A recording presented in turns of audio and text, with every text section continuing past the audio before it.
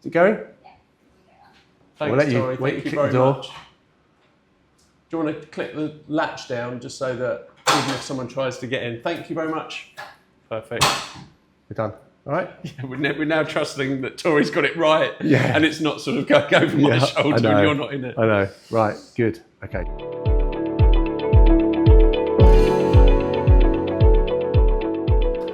Morning, James. Good morning. Great to meet you. Yeah, and you. Yes. Thank you very much for coming down to our offices and lab. Only a short journey from North Yorkshire. Yeah. No. Glad to be here. Good. Kind of as we spoke earlier when you picked me up from the station, back to my old stomping ground of the southeast. Yeah. So in the leafy suburbs of Lock's Bottom. Yeah, it's a lovely area considering that we're so close to London. Yeah. 15 minutes on the train, but as you say, it's a little bit rural. So So quick introductions. James Brown. Yes. Managing Director of Selectamark. Yeah, that's it. Yeah, good.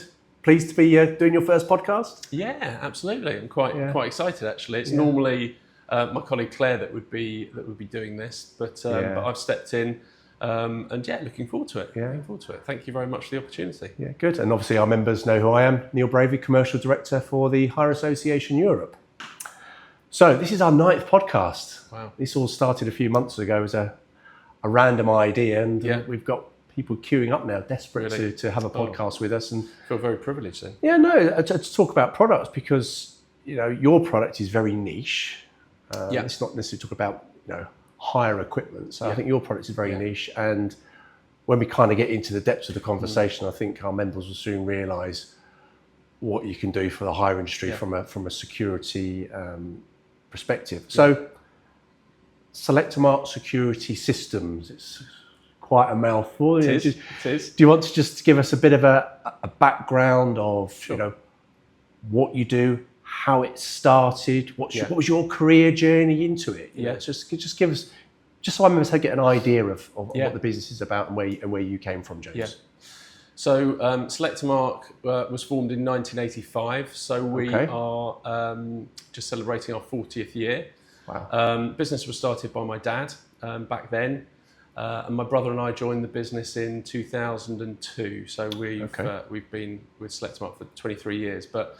Going back to the beginning, Dad started the business in 1985. He'd had quite a full career across many different sectors: motor industry, film industry, lots of interesting jobs. He was a serial entrepreneur. Had the opportunity to invest in this new technology, which was a chemical etching system to mark assets, and that could be anything from IT equipment to prove that a computer belonged to a school, where it would have the school name and postcode, for example, all the way through to motor vehicles where you'd get a VIN number or vehicle registration number on the windows of the vehicle. Okay. So with his background in the motor industry, he was kind of attracted to this opportunity. A chemist and an engineer came to him and said, "Look, we're looking for some investment. We want to market this product and we want to sell it. Would you be interested?" And Dad took the plunge, and I think at the beginning thought it was probably going to be a bit of a hobby towards the end of his career. But Dad's not with us anymore. But at the end of his life, when he was 91, he was absolutely absorbed in the business. He'd be at home at the kitchen table on his iPad, on his iPhone. Right. Yeah. Finding out what's happening, interested in everything to do with the business. So it became an absolute passion for him. And my brother and I are very sort of privileged and excited to be part of that journey now. Yeah. So it snowballed 40 years later. Yeah, and it did. Yeah.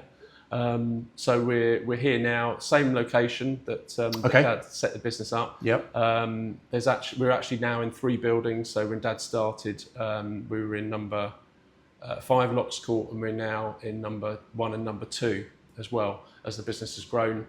And as you can see behind you, we've got our forensic laboratory. I know, it feels very scientific here. Yeah. I feel like I'm at sort of a NASA research facility. But obviously we can't show our members in there. But I suppose for the membership, it's quite interesting what's sort of going on in there. It's and I said to you before, didn't I, that it's a really fascinating business to be involved in. Not only because of the sort of the breadth of the type of customers that we deal with, from all the way from sort of individuals, tradespeople who want to protect their tools, all the way up to huge retailers like Tesco, utility companies, telecoms companies like OpenReach, Network Rail. Okay. So, and then across to sort of, in the education sector, schools, universities, hospitals, local authorities, It's endless. Anyone can be our customer, because everyone's got assets that they want to protect from theft. That's the bottom line. Just want to take you ever so slightly back. So, so it's family business. Yes. So what's your sort of career journey? I'm guessing you didn't sort of dive straight into the family business from leaving full-time education. Yeah, so I studied in Southampton, actually studied Spanish as a degree at Southampton, and then after leaving university, I went and worked in London for 4 years, worked for a Japanese trading company, involved in the import and export of various goods from Europe to Japan and China and vice versa. Yep. So really got an understanding of lots of different aspects of business and trade. Which was, for 4 years, I think was quite invaluable. And I was very conscious of not wanting to come straight into the family business without having any kind of outside world experience. Cut your teeth somewhere else. Yeah, exactly. So I did that for 4 years, which was great, and then joined, as I said, in 2002, the same year that my brother joined. So he's a bit older than me. His background is predominantly in finance, so he's a trained accountant.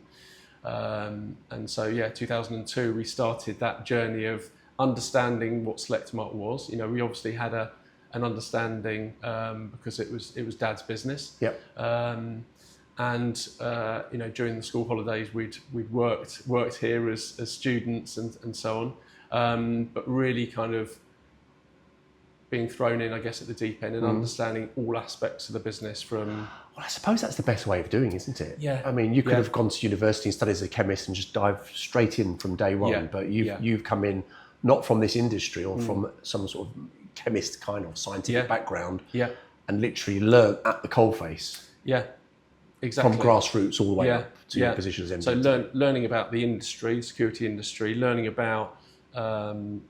the technologies that we provide, and learning about running a business, which, as you all know, has its challenges. Yeah, can be tricky, but is generally very rewarding and enjoyable.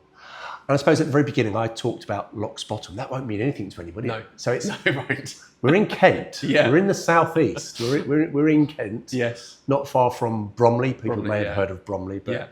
This is kind of, it's not really a backwater, it's like a little village, Lock's Bottom, isn't it? Yeah, it's nice. Well, 5 minutes down the road, as you say, is Bromley Town Centre. So we're right on the edge of London and Kent. So we're actually served by the Met Police here. So we're, from a policing perspective, we're just inside London. You just stuck in. Yeah.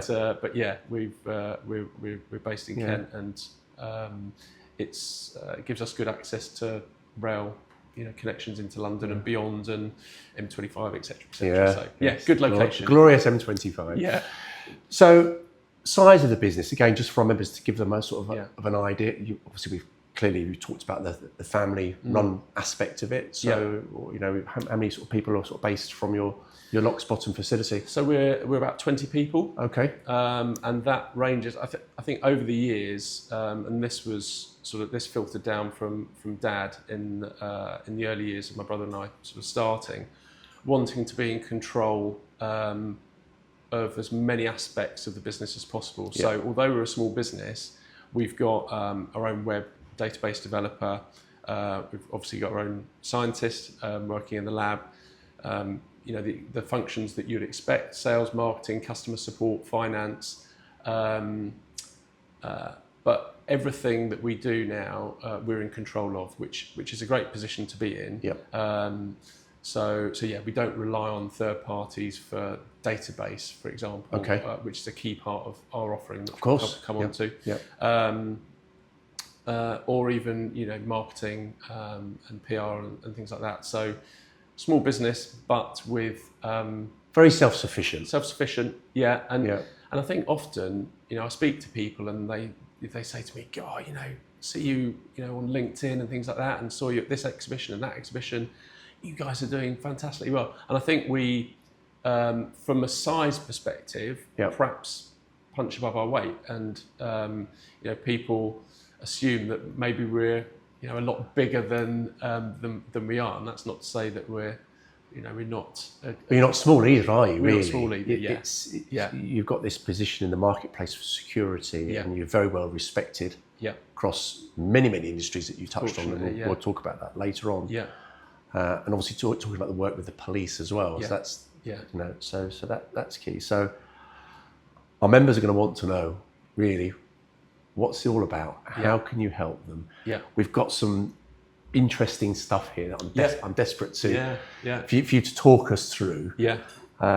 So I think let's talk about the headline stuff really. Yeah. You mentioned asset marking, property registers, offender marking. Yeah. There's all these different sort of terms, which may not be. Hold our hand, James. Hold our hand and just gently walk us through.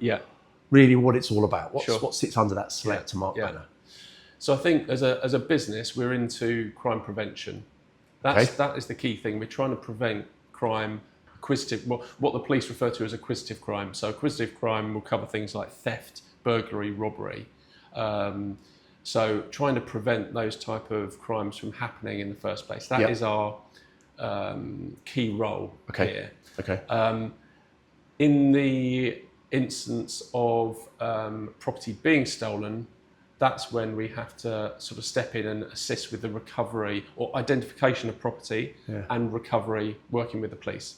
Okay. So we want to stop the crime happening in the first place, but if it happens, we want to make sure that you get your property back, and it's identifiable, and you get your property back. And that's the key thing, particularly in this industry. I don't want to jump too far ahead, but the police have so much trouble in identifying stolen property. They come across vast amounts of stolen tools and equipment, and they can't tell who it's happened to me when I had my HAE business. It happened to me, and the police will recover, say, an item of plant if the asset holder has engraved it, or actually we used to use weld and welded an asset number onto it. Yeah. Well, a 9-inch angle grinder is going to deal with that in 5 minutes flat, and that's gone. Yeah. They're going to take the chassis plate off, and then you're just left with this lump of metal. And as you quite rightly say, how do we return it to its rightful owner? You can't. Yeah. But I suppose that's where you come in, isn't it? Yeah. Yeah. So the core offering, as you mentioned, is what we refer to as asset marking. Now, asset marking could be marking of any type of property. Could be a mobile phone, could be a piece of plant machinery, could be a motor vehicle, could even be copper cable. So, talks about likes of Network Rail and Openreach who suffer from cable theft with gangs, ripping cable out the ground. Can even be marking and identifying those type of fixed assets. So asset marking is one element. And then we've got what we refer to as offender marking, and that will mean no one to end. It sounds like you're chasing a criminal down the road. Well, it's not dissimilar. So the offender marking products use the same technology, which I'll come on to in a minute, but it's actually putting a mark onto the criminals. So that's usually through a spray, and that spray could be a handheld unit used by the police. So almost 3/4 of the UK police forces use our handheld spray to tag offenders who are carrying out crimes. So we just touch on that.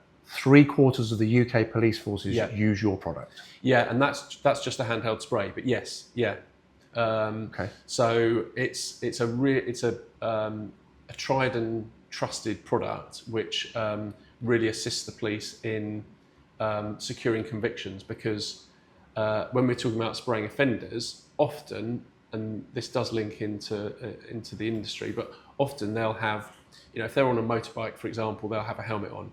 Even if they're not on a motorbike, they might have a balaclava, because they don't want CCTV to prove who they are or to see who they are. Okay. So this solution will actually spray an individual with a unique synthetic DNA code, so that if the police can apprehend that individual at a later date, they can prove, right, you were the person who at 11:32 on Saturday the 15th of May carried out that particular crime. So you sprayed their clothes, and or skin, yeah. I'm guessing this doesn't wash off with a bit of Radox shower gel. Yeah, it's extremely difficult to remove. Depends where it is. So on your hands. Is it visible? No. So actually, I did, and I haven't told you this, so you're going to be surprised at this. So my hand, you can see, you can't see it at all, but with the UV light. Oh, not sure how. Yeah, I can see that. Be, yeah. So that's what the police. Perhaps if I shine it on that way, so the camera can back so the button camera there. can see. That's it. Yeah, you are peppered with it, basically. And you can see how far, that was just one tiny little spray, but it gets everywhere. So even if you want to try and get rid of it, wash it off, it's going to take a long time, and you probably won't succeed in getting rid of all of it. Okay, right. So I'm Mr. PC. I've got you now. Yep.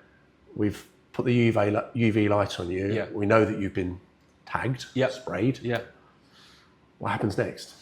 So if it's on skin, the police take a swab, which they're very familiar with doing, taking a swab of the solution. Yep. And then that swab they would bag up in an evidence bag and send it to us, and it would come here. This comes to this here. Facility behind me. Yeah. And that's where we would carry out the analysis to prove exactly what the unique code was, and therefore link it back to a specific crime.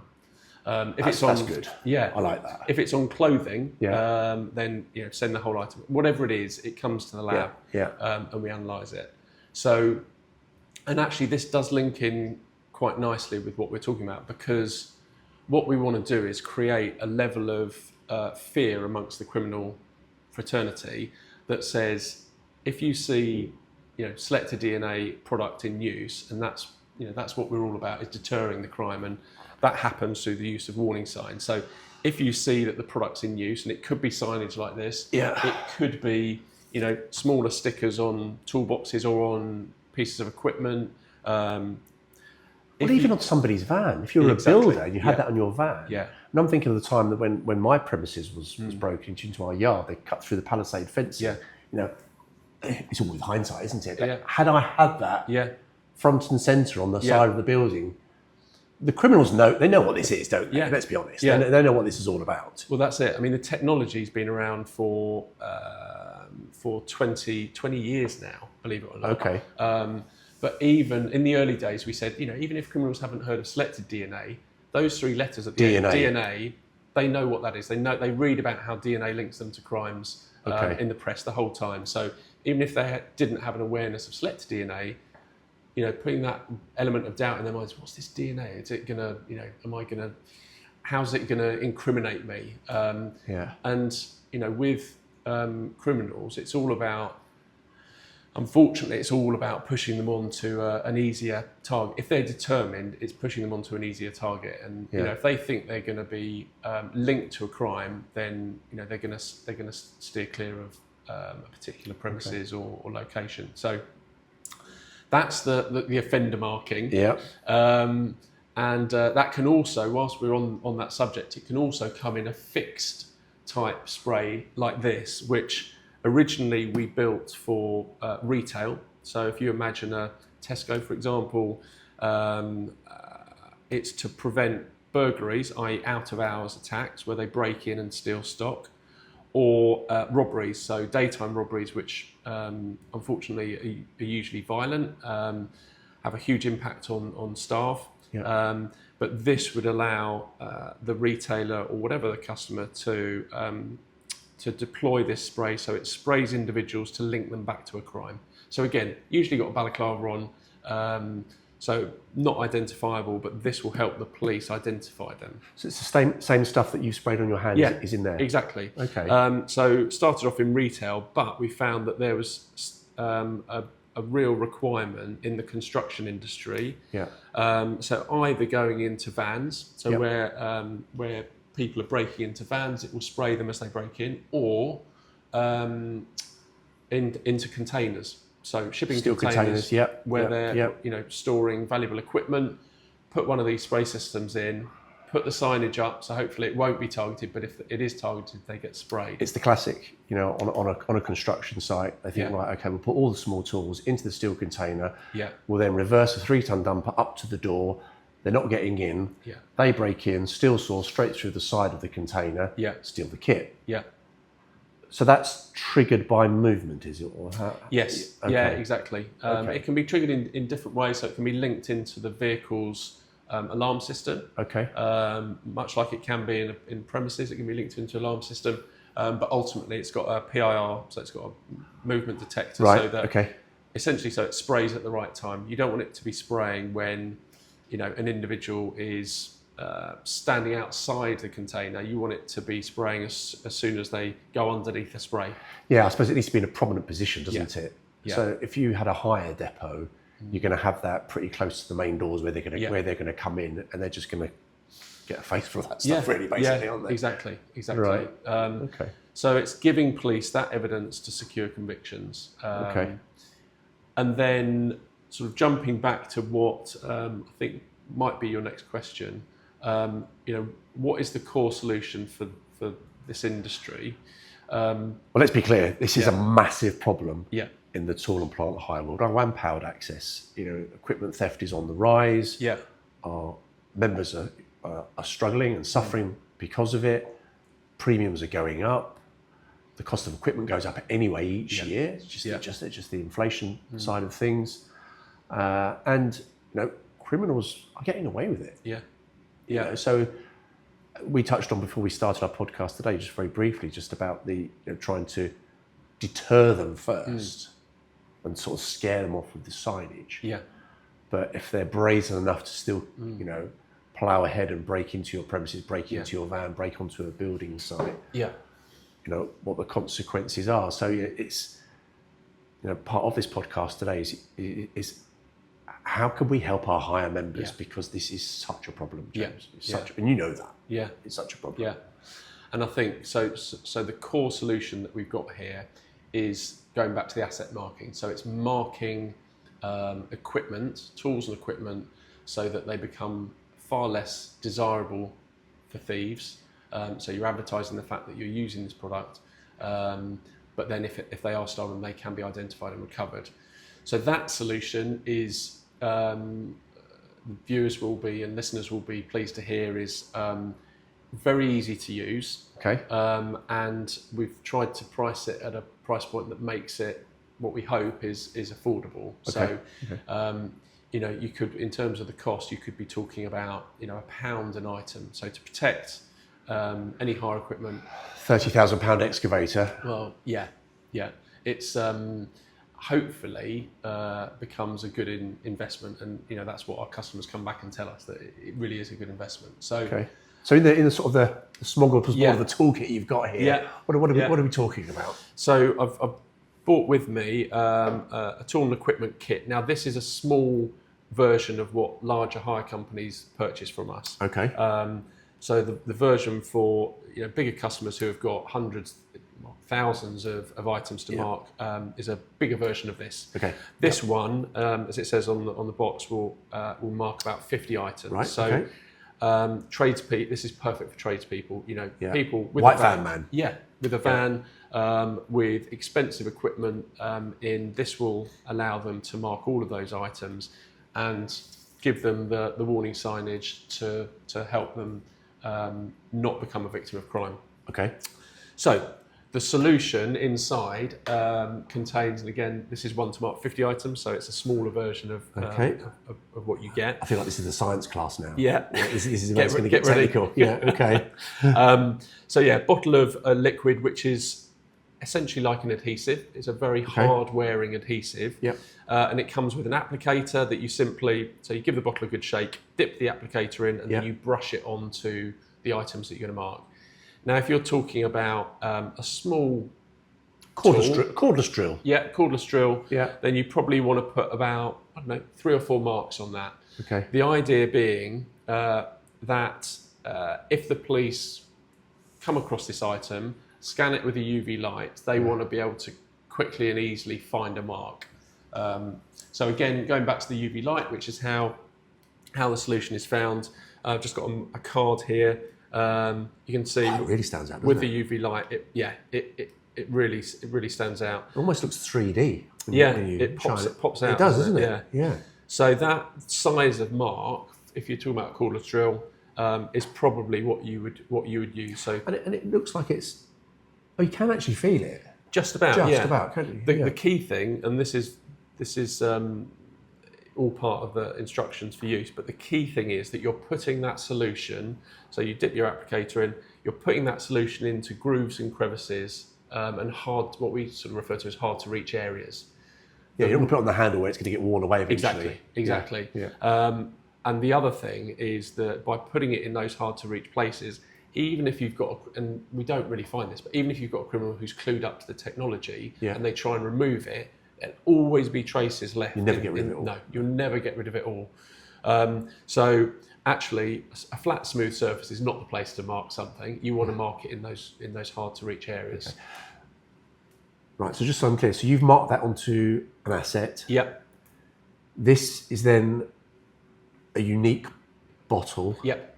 Are we moving on to the register piece? Yes. Are we? Sorry, I'm stealing your thunder. I'm just I'm trying to stitch it together as to what happens next. Yeah. So go for it. So you've marked your tradesperson. You mark your 50 items.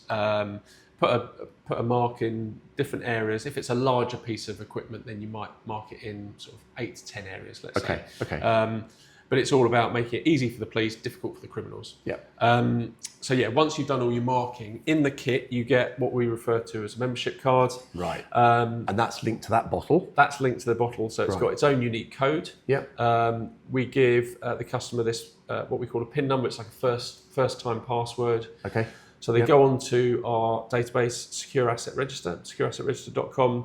They put in the kit and the PIN, and that allows them to set up their account.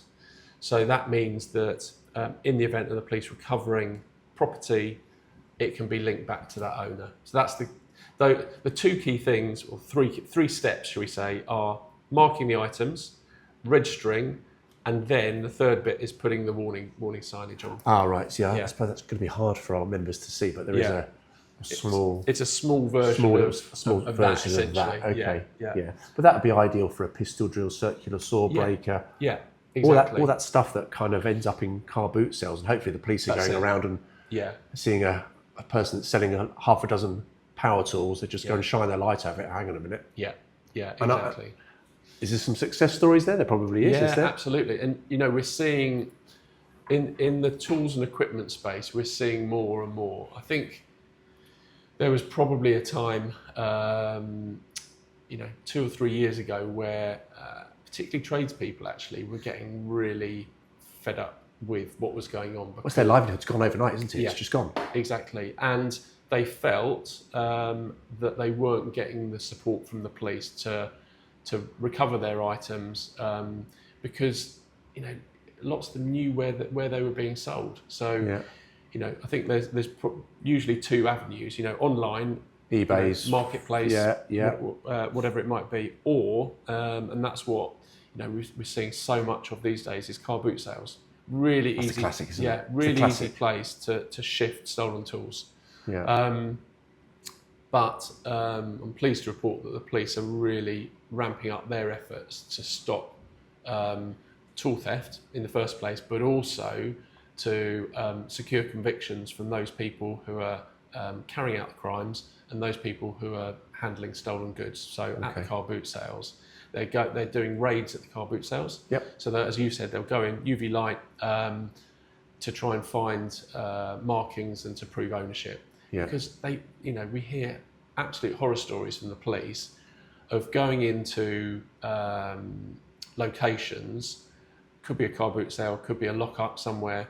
They come across hundreds, thousands of tools. They go through them, and there's no way that they can link those items back to an owner. And when that happens, it's literally a case of the police saying to the criminals, "Here you go," because they can't prove the stolen goods. So not only can't they secure a conviction, but the criminals end up with with the goods as well. And that is why this is so important, because the police want to be able to identify stolen tools and equipment, and this gives them that ability to do that. In terms of the identification, we talked about the DNA. So in every solution, there is a unique synthetic DNA code. Okay. So that if the police recover property, that solution can be analysed here to prove what the code is. Yep. our solution, Selected DNA, actually contains 2 identifiers. Okay. And the police really like that aspect of it, and they like the ability to immediately identify property in real time. So viewers definitely won't be able to see this, but on the marking, there are these tiny little black specks. I can see that. Yeah. Yep. So these are 0.5 millimeter diameter, what we call microdots. And with a microscope, the police can have a look at one of those dots and see the unique code. So there's a number in there. There's a number in there, yeah. So it just sounds completely crazy. There's a number in that little dot. It is. Because for our members and our viewers now to the podcast, it looks like a little. I don't want to say it looks like glue, bit of nail varnish maybe. Yeah. It looks like a clear piece of nail varnish that someone's got a pepper pot and just. Yeah, it looks sprinkled like it full over. stops, doesn't it? Yeah, it does. It does. That you make with a biro. Yeah.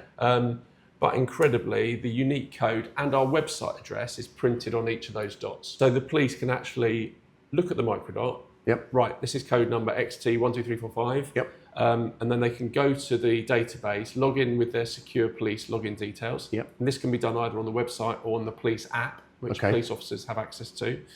Put in the code, and immediately they've got details of who the owner is, whether it's registered as stolen, and the contact details of the owner, so phone number, email address. Okay. So the deterrence and the recovery work hand in hand, because if the recovery doesn't work, then the criminals know that the system is flawed. So the recovery bit has to work. Yep. So that the criminals know that if they're caught in possession of marked property, they're going to suffer the consequences. Yeah. Now, obviously, our members who watch this thinking, well, there are other kind of marking systems available. Yeah. You clearly must have a unique USP here. Yeah. I might answer this, my own question here. Is it the dual piece here? Is that it? Yeah, that is a key element, because with the synthetic DNA, to be honest, that's the real deterrent. That is what criminals fear, the DNA technology. The microdots, immediate identification, police love that bit. But that dual technology is key, absolutely. It's our own patented DNA technology. Is it? Oh, right, okay. So that's the piece we're in control of the solution, what we do with it. And actually that can be really useful when it comes to customers coming to us and saying, we really like your solution, but could you tweak it slightly so it does X, Y, or Z?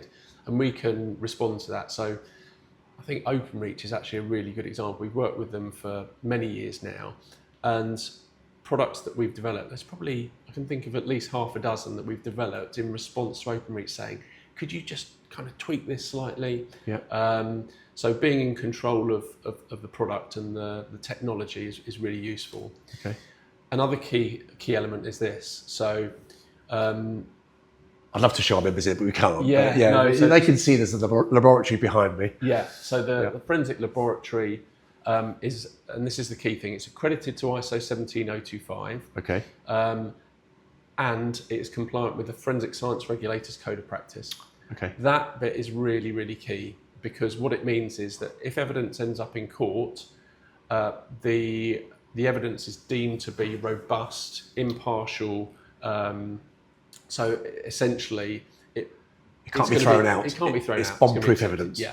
But any similar products which don't have that compliance with the Forensic Science Regulators Code of Practice, there is that doubt that if a case ends up in court, it's a smart lawyer is going to say, well, actually, we'll dismiss that. Yeah. So that's another key element, undoubtedly. And another USP which people tend to really latch onto and love for obvious reasons is that we've got our own search dog. So we have. Okay. You weren't expecting that. I wasn't aware of that. Right, go on.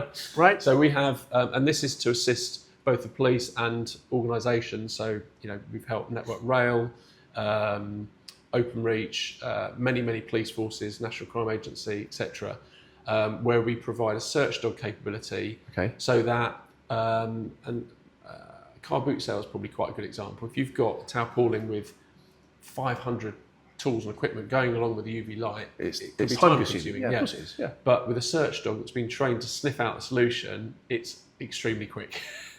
So it could sniff out this solution? Yeah. Either that solution or the spray. So I mean, it's super clever, isn't it? It's amazing. I love that. Yeah. So Black Labrador, Cody. His handler is an ex-Lancashire police dog trainer and handler. Okay. And it's a fantastic tool for the police, both operationally. So I mentioned car boot sale, but also like a scrap metal dealer. A dog can go in, and if you've got a big container full of copper, let's say, you're actually going to have to remove that copper to scan it all. Yeah, it's hard work, is that? Yeah, but, and it's heavy. Dragging it all out. Yeah, absolutely. But the dog is phenomenal. So operationally for the police, fantastic tool. But also, again, going back to criminals, putting that doubt in their mind. Blimey, there's a search dog that can sniff out stolen goods. That's a bit scary. So, the search dog is a really neat tool that we've got that we can provide to customers and police. Okay. And I think the other thing is, and it goes back to the accreditations, probably the less glamorous bit, but the essentially very important part of the accreditations to make sure that the processes that we go through day in, day out are followed, and we're providing quality product to customers. So we've got ISO 9001 for our quality management system, 27001 for our information security, so that property register that we talked about, where customer data is held, that's secure, accessible only to the police in the event of them investigating a crime. So ISO 9001, ISO 27001, 14001 for environmental management system, and then the lab, that's ISO 17025 for the lab. So again, you've ticked all the right boxes, haven't you? We've ticked all the right boxes, and that's really important for us because it helps give those customers, whether they're a tradesperson or a huge organisation, the confidence that what we say we do, we actually do and can back up. You mentioned OpenReach supermarkets. Are you collaborating with any hire companies at the moment? Anyone out there testing it, giving it a try? Yeah. So Sunbelt, Torrance, who work a lot in the VP.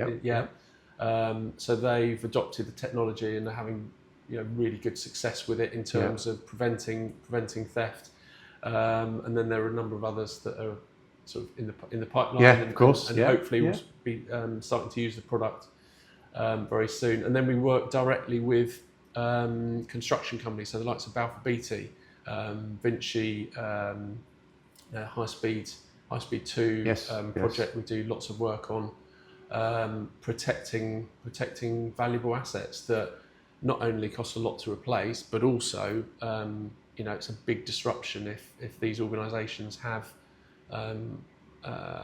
tools, equipment, plant, whatever it might be stolen. Time is the money, isn't it? Or the downtime, that's the problem. That's it. That's the problem. And it kind of goes back to what I said initially, that customers, I think, see it as very quick and easy to deploy. Yes, they need the staff to actually put the solution onto items, quick and easy to deploy, and cost effective.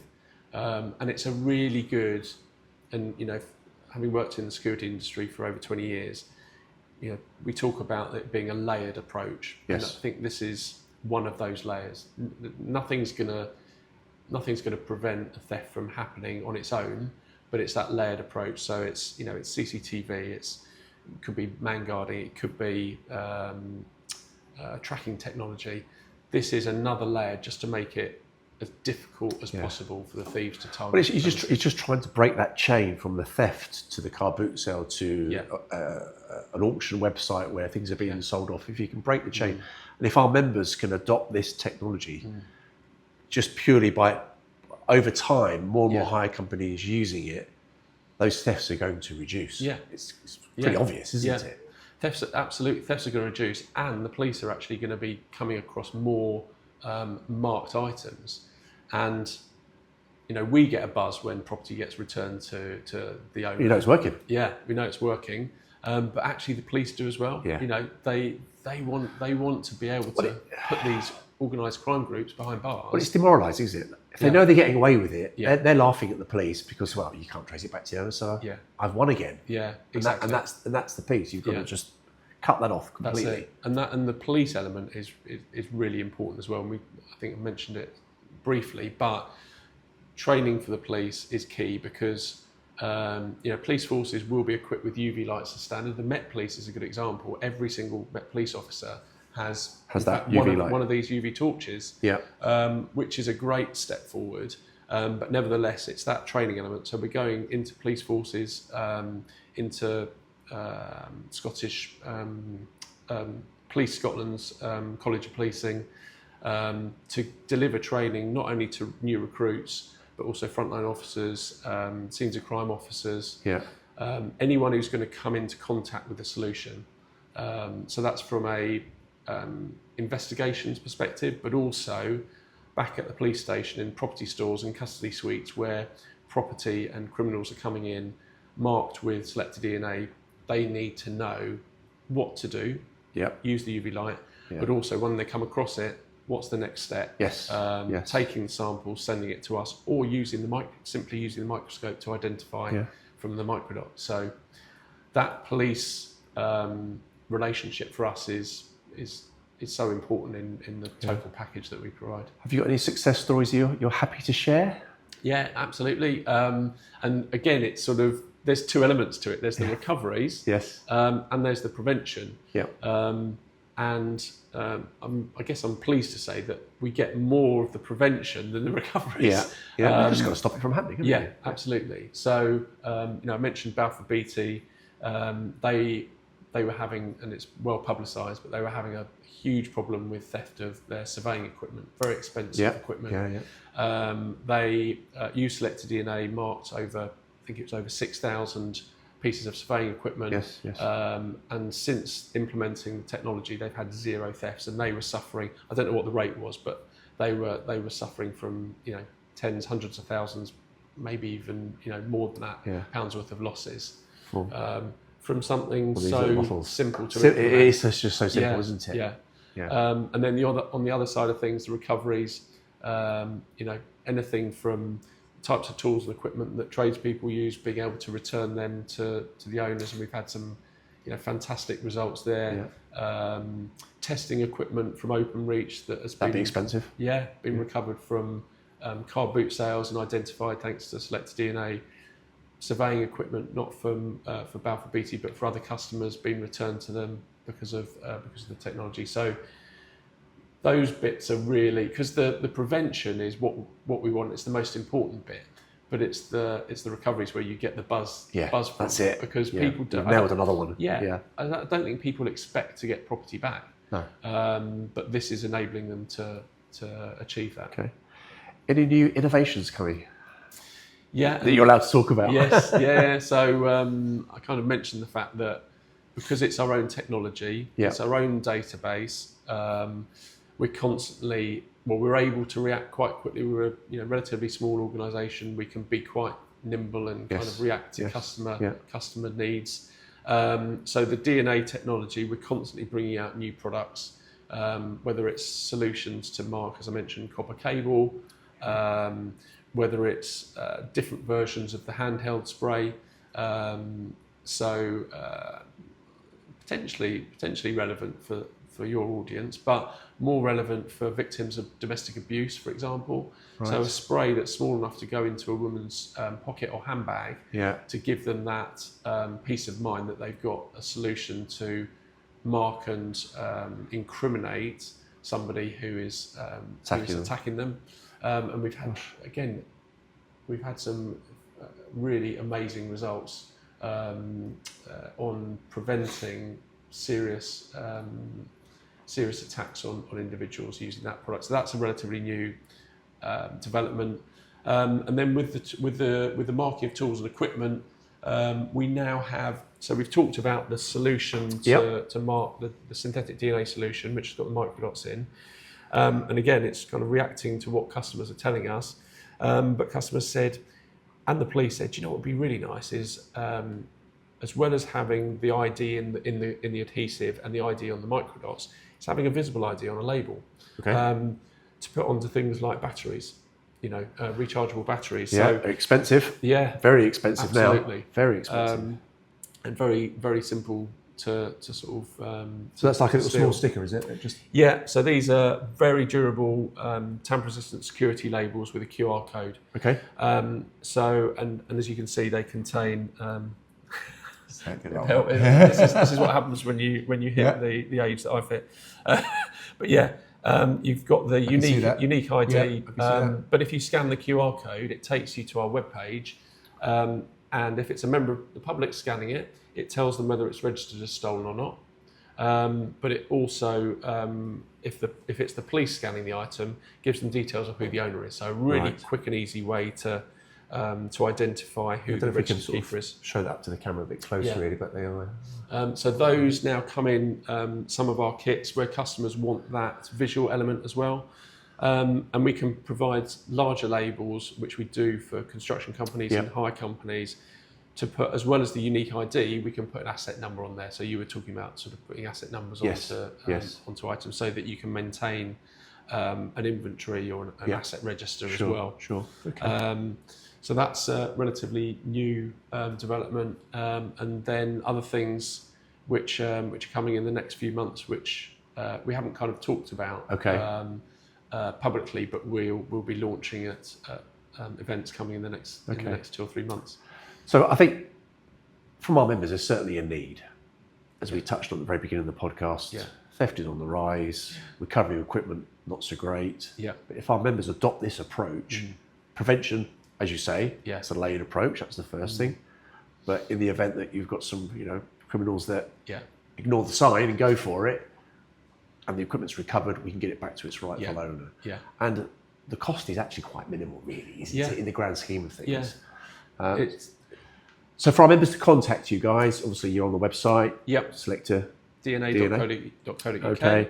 And I'm sure from a membership perspective, if they were to contact you and say, look, we're a HAE member. Absolutely. There could be some benefit for our membership from Selector DNA. Yeah, discounted rates for HAE members. Good. That's reminded me of a couple of extra points, but from an insurance perspective, we've got either preferred supplier or specialist partner. They call it different things. Specialist partner status with major insurers, the likes of Allianz, Hiscox, Aviva, where not only are there risk managers going out and recommending the use of our products where they deem it to be useful, and that's in most instances, but also